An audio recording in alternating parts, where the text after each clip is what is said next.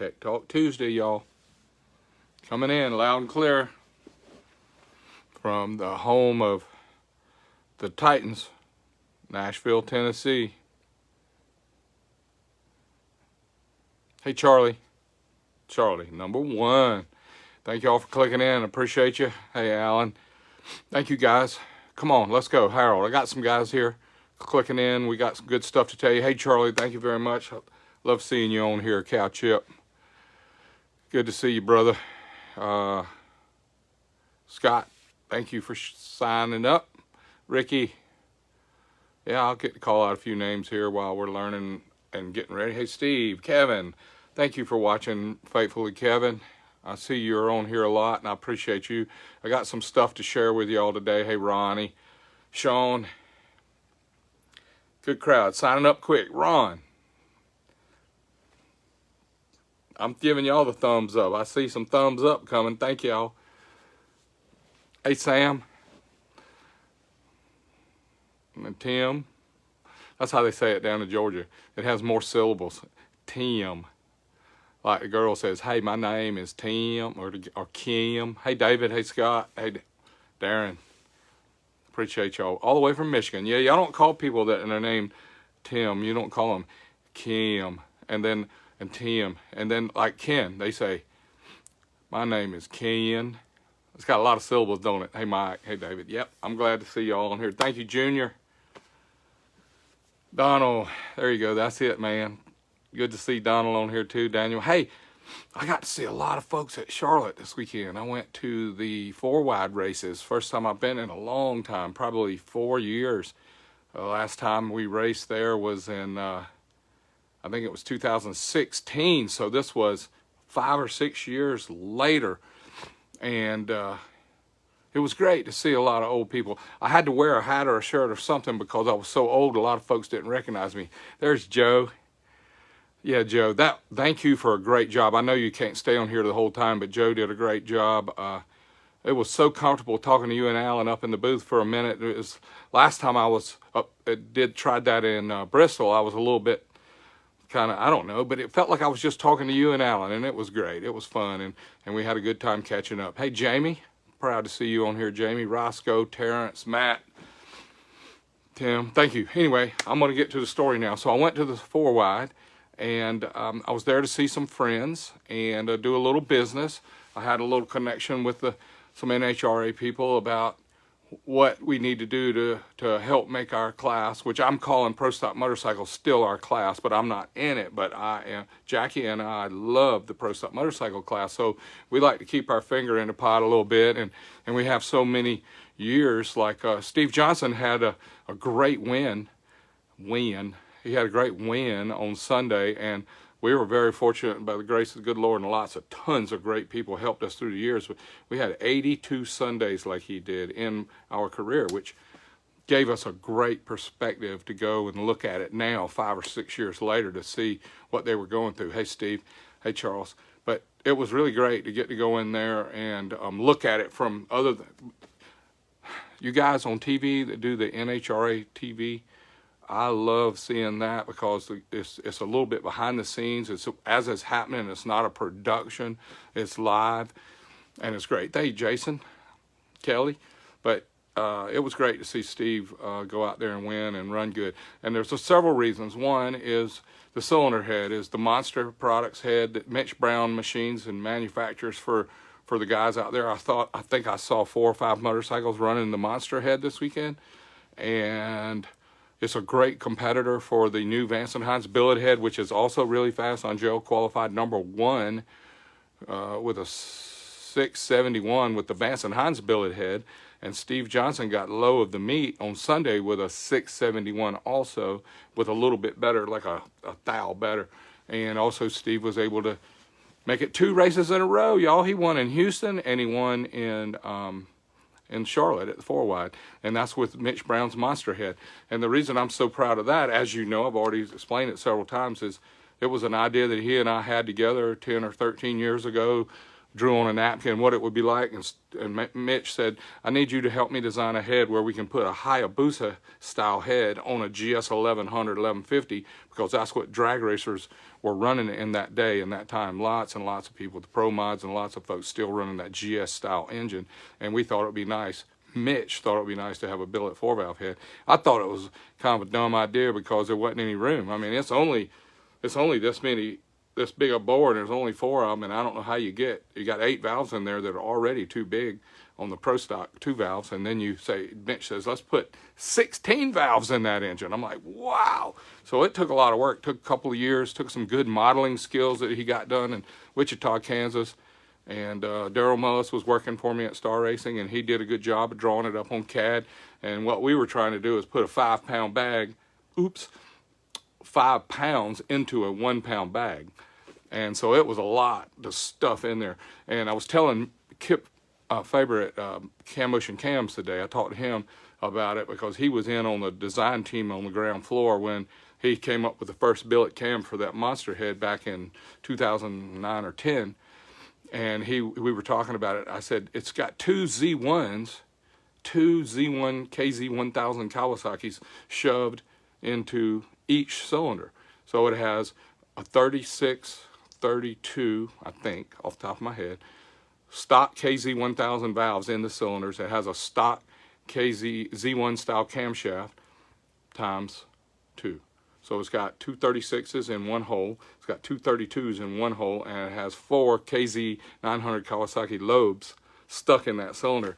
So it's a really cool old piece. So if any of you guys ever ran KZ900, KZ1000 back decades ago, you remember how reliable the valves and the springs and the retainers and the locks and all that stuff was. It was unbeatable. There were no rev limiters back then, y'all, when we ran that stuff. So it was pretty cool to figure out how to stuff all of those Kawasaki engines into that one Suzuki style head. And I appreciate all the thumbs up, you guys, but that's the people that all ran the KZ stuff back in the day. It's great to see. But anyway, it was great now that the Vance & Hines came out with their billet 4-valve head, and it created a new renewed interest in the class so that people can buy that and be competitive against the V-twins. And then so Mitch and his friends went back to the drawing board and said, okay, Vance & Hines' head is legal now. What about getting the monster head back on? So Chris Bostic and George Baber were the first ones to jump in. Steve Johnson was next. And they were already, Mitch and I had already sold them all over the world. They were racing in Australia already. They were racing in Europe already. But NHRA wouldn't allow them because Vance & Hines was doing so good with the 2-valve head, and everybody was using that, and the Vortex 2-valve head. And then, of course, the V-twins, my company, Star Racing, we ran the S&S V-twin from 2004 all the way to 2016. So we didn't really focus on the Suzuki 4-valve stuff or the 2-valve stuff as much back then. But back to the story. Steve set track record 2 races in a row with the monster head. He set the track record at Houston, and he set the track record at Charlotte, and it was 2 different engines, 2 different tires. He went as fast as he could at Houston with a 104 correction factor, which means it was about 2,000 feet, and with a tailwind, which always helps on the Pro Stock motorcycles. Got to Charlotte, and it was a 105 correction, and on Sunday it got hotter and hotter. Barometer went down, down, down, and it went all the way up to 106 correction, which is somewhere between 2,500 and 2,800 feet above sea level. And then, of course, the first race of the year, there's been 3 now, and this is my little Pro Stock report. The first race of the year was Gainesville, and the weather was a little below sea level. At one point in the weekend, it was about 1,000 feet below sea level, and on the day when Karen Stouffer set the records and backed them up with 666, 667, 668, I don't remember right off, but it was crazy fast. It was at least 2,500 better foot altitude than it was in Houston and Charlotte. And of course the field showed that. It was just her magic day, man. Gainesville, she did everything right. The bike went just like she did in Pomona. She went in Pomona, Karen Stouffer drove the bike beautifully. The bike was tuned beautifully by the Torpedo Man and the guys over there at the War Team, and they got low and won that race, and then went straight. I don't know how you do it straight, but you go after all winter practice and off season, you go to Gainesville and run low of the meet and win the race again, 660s in Gainesville. But that was the Vance and Hines 4-valve billet head, and then the next two races were won by Mitch's billet 4-valve monster head. So it's keeping it interesting. And then, of course, some of the V-twin guys, rules changed after Houston to give the V-twin guys, they're all really heavy and the engines are really big. And Angie's not heavy. No.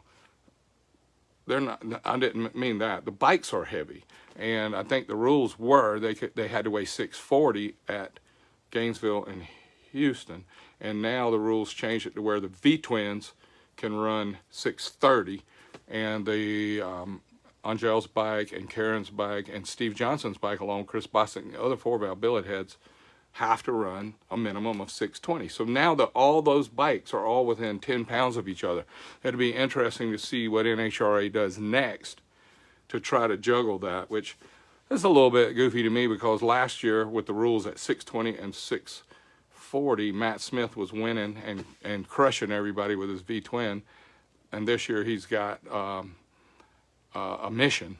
The way I understand it, and I'm not speaking for Matt, but it looks from standing over here that he's on a mission to make the 4-valve Suzuki go fast. And so far he's done a good job of helping the 4-valve Suzukis go fast, because I saw Jimmy Underdog get his first 200-mile-an-hour run, and at the last race in Houston, that was Steve Johnson's first 200-mile-an-hour run. So our class is evolving, our class, because I'm still heavily interested in involved. Have a lot of friends in the class, have a lot of friends that I wanted to see there, and it was great to go. Got a little sun, and ran a little bit too hard. But I go to bed early. I've gotten older. So anyway, you guys are going to ask, are you going to go back? Are you going to get back into pro stock motorcycle drag racing? No, not planning on it. Don't care to. I got a vitamin B12 shot of pro stock motorcycle this weekend in Charlotte. Filled me up. Made me feel good about it. I love it. I see it's doing good. The rivalries are awesome. Matt and Angie and Steve Johnson and Angel and Steve Johnson. And there's several other rivalries in the class that are really good. Some people are getting mad about it, but it's not really, they make it personal, but it's not really personal. It's like WWF, WWE, and you can't have everybody getting along and loving on each other. You need some rivalry. That's what sparks the interest. NASCAR, every now and then somebody will punch somebody, or they yell at somebody, and then they do the, what's it called on Tuesday nights when they do the radioactive, where you get to hear everybody say, did you see what that bleepity beep beep bleep beep did? And he came bleep beep bleep and turned my bleep bleepity bleep bleep and beep beep beep and beep. And they do that on Tuesdays every week because fans love that beepity beep stuff. And it's really, really good. Hey, George Baber, good job. It's really great to elevate the interest in our sport. So please don't get mad. Angel took it really good about the Swarovski's crystals versus the glitter girl.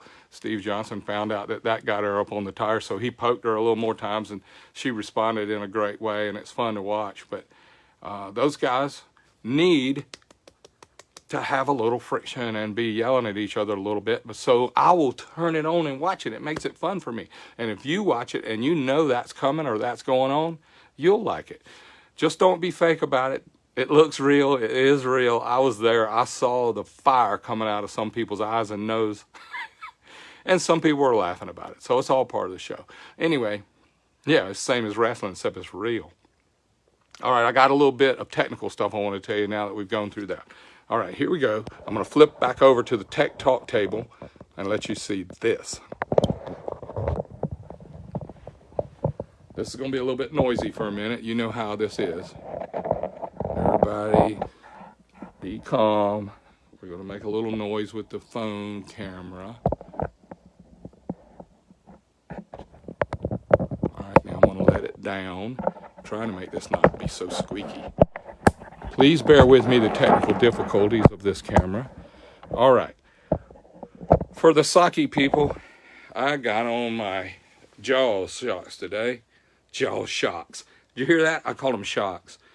This is really big great whites, because I always say God loves great white sharks too, because if we didn't have great white sharks, whatever they eat would rule the world. So we need them to keep the circle of life intact. So I'm going to talk about the circle And it's not really Circle of Life, I don't guess. But this is Tech Talk Tuesday, number 144. How about that, y'all? Can you believe that? How many will the third birthday be? What will the third anniversary be? Well, that would be 52. That would be 156. So we're only like 12 weeks away from our third year anniversary. Wow, wow, wow. Okay, this is what I've got prepared. Not really prepared, but this is what I want to talk to you about, a little bit about rollout, which is a very misunderstood phenomenon that is used in all of professional and sportsman drag racing. We have, at the starting line, we have these invisible infrared beams. They are so many inches apart, maybe 5, maybe 6. I drew 2 wheels. I think I drew a brown wheel and an orange wheel. Both of them are staged. The orange wheel is staged, deep staged. It's got the stage beam is blocked. The brown wheel is staged, but it has both lights on. It has the pre-stage light on and the stage light on. But if you'll notice, this distance here is how much closer to the finish line the orange one is. I got a little bit of a head cold in case you hear me snorting. I've taken medicine for it, and it's better, but I don't know. I ran too hard this weekend. That's another story for another day. But anyway, I wanted to show you, this is the rollout. When you roll your tire into the beam and your pre-stage light comes on, and then you roll your tire into the beam till the stage light comes on, and you have it middle stage where the pre-stage light and the stage light are both lit up, you are properly staged. You can also continue to roll till the top light goes out in pro racing. And in pro racing, if you deep stage, you will be almost ready to red light. Now, this is what really makes the staging procedure very cool. If you shallow stage like this brown wheel where you got both lights on, that means you're barely staged and you're still in the pre-stage. When you roll, your car, your motorcycle, your wheel, your vehicle will get this much of a head start before the clocks start, because the clock doesn't start until this beam is reconnected. The wheel blocks the beam. If you are staged where your top light is on the tree and your stage light is on, you are in like this brown one.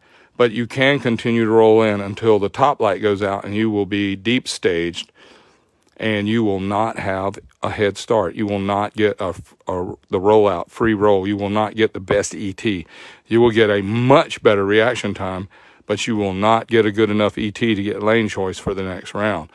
They give you the choice of your lane for the next round based on how quick you go.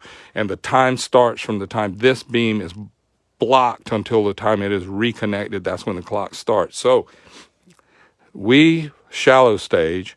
That way we get a 5 or 6 inch head start or a rolling start to the clocks. And you're going to go 400 or 500 quicker. We found out one day about 30 years ago, 20 years ago at Frank Hawley's drag racing school, we put a timer and we put a photo cell on and an emitter on the motorcycle and the cars, and we were able to measure how long it took for the vehicle to how long it took for the vehicle to roll, and how long it took before the beam was reconnected. And Frank came up with some new stuff. He came up with I'm gonna try and say this right from memory. He had the reaction time, the rollout time, the driver reaction time, and it was able to get DRTs, VRTs, and RTs. And what it showed us was it took a certain amount of time for the vehicle to move after the lights came on. It took a certain amount of time for the clock to start after the vehicle moved. And we were able to break it down into small pieces, and it was very, very interesting. And what we learned was, if you deep stage, you're probably going to red light because everybody's quick and the vehicles are quick and everybody's trying to cut a good light. Reaction time is how quick when the lights come on, how quick you connect this beam. When the green light comes on or the yellow lights go out, same time in a pro tree, whenever this beam is reconnected, the clock starts, and you want to be moving. This is the key.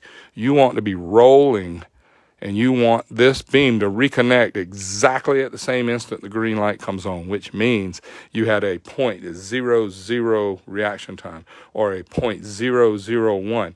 So if you roll too soon and this beam reconnects before the green light comes on, you always get a red light. That's what the red light comes from, when you going before the clock starts. You have to wait for the clock start in order for you to reconnect the beam, or you're going to miss out. So this is, everybody says, okay, well, what about the orange wheel? It's closer to the finish line. Well, if you go back and look at the Charlotte race at the 4 wide, even with all those cars racing down the track, we were never this close at the finish line. So if you tried to leave with the guy that was deep staged and you're shallow staged, and you get down to 5 inches at the finish line, it's probably a coin toss who wins. But if it's not the final round and you almost red lighted, you better not deep stage, because if you are almost red lighting shallow staging, you will definitely red light deep stage. And all you sportsman guys on here, yeah, great, Mike Mulaney, you said it right. If you roll backwards and you're shallow stage like the brown wheel and you barely roll backwards, this beam reconnects and you actually get a red light before you move. That's a great point. Thank you for adding that in, Mike.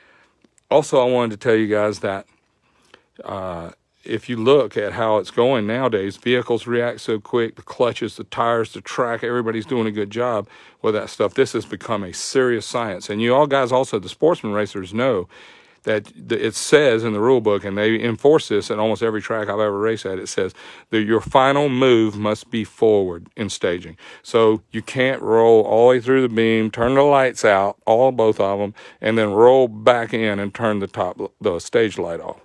Or turn the stage light on, I'm sorry. Roll all the way out, all the lights are off, roll backwards until the stage light comes on and stop. That means your last move was backwards.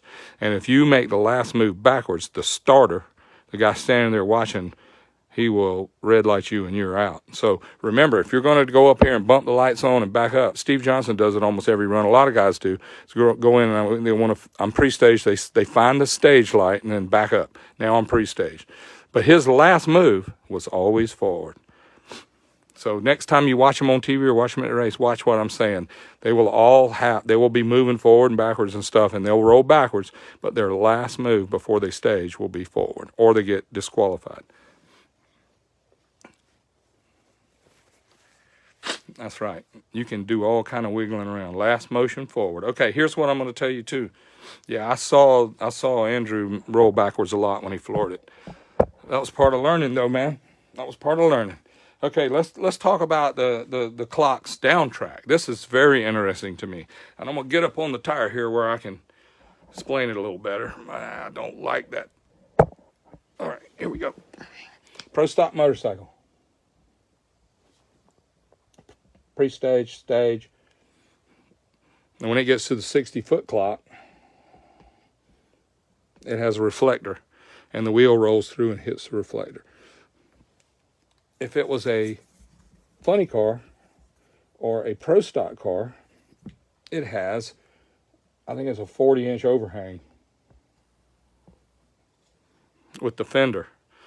This still pre-staged and staged. This still starts the clock, but when you get to the 60-foot box, this right here, this 40 inches, 42 inches, somebody on here knows, creates a gain in ET. In other words, if you do a 1.03 on a pro stock motorcycle, that is about maybe a 0.93 on a pro stock car.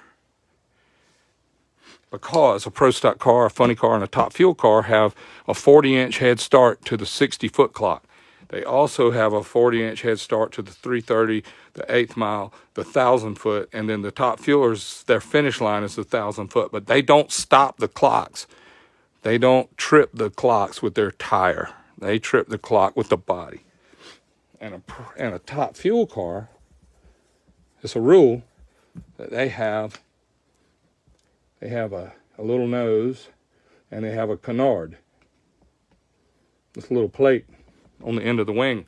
And it's exactly at the right inches from this spindle to this canard in order for it to be equal for everyone to stop the clocks and start the clocks.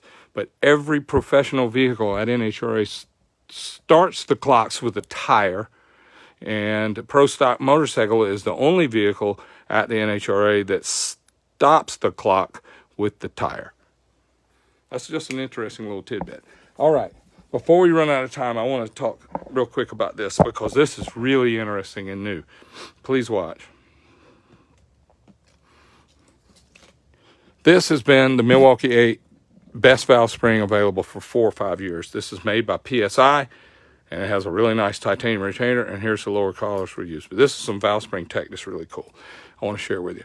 Notice that this really great PSI spring has a little bit loose fit on the lower collar, so it allows this to wear bad and for this to jump around a little bit, but it's still the best we can get. And the titanium retainer comes with it, has got a nice loose fit, which allows this to sort of jump around and wear right here. We started working on this 6 months ago, and today we finally got all the stuff.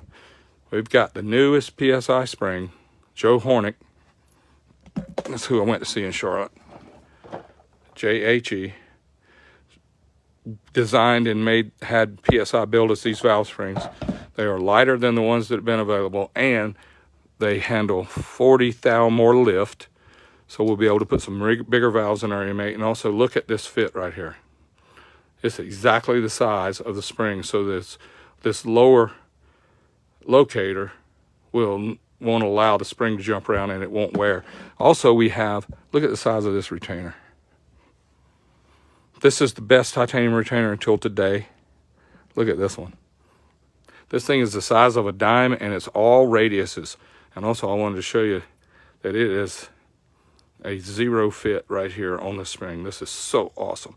So now the Milwaukee 8s, next week, the kits will be available with it comes with the seals, lower locator, comes with the correct spring, and it comes with the right titanium retainers, and it comes with a set of billet locks.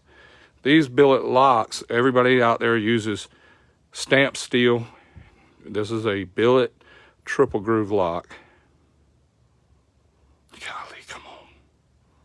I'm going to get the light right in a minute. Please don't get dizzy trying to watch. Anyway, it's got the 3 beads. There you go. And this will fit everybody's valve. Prior to this, in order to have a nice billet steel lock, you had to use a different valve. But this will fit everybody's stuff. Everybody's Milwaukee 8 from 540 lift all the way to 640 lift, and they will be available next week as a complete kit. And that's my advertisement for today. Thank y'all. Thank y'all. Thank y'all.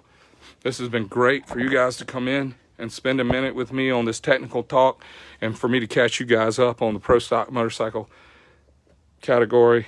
They're all V8s with half the cylinders, and they're all 1 cylinders with more pistons and stuff. They're just engines. They all love the same thing, that's air and fuel. And they love to be compressed, squeezed, and they like to be lit off and go bang and make the crankshaft turn. And I love studying about it and learning about it, and may God bless y'all. Please come back next week for Tech Talk number 145, and we'll do some more cool stuff then. Thank you. Y'all have a great night. God bless.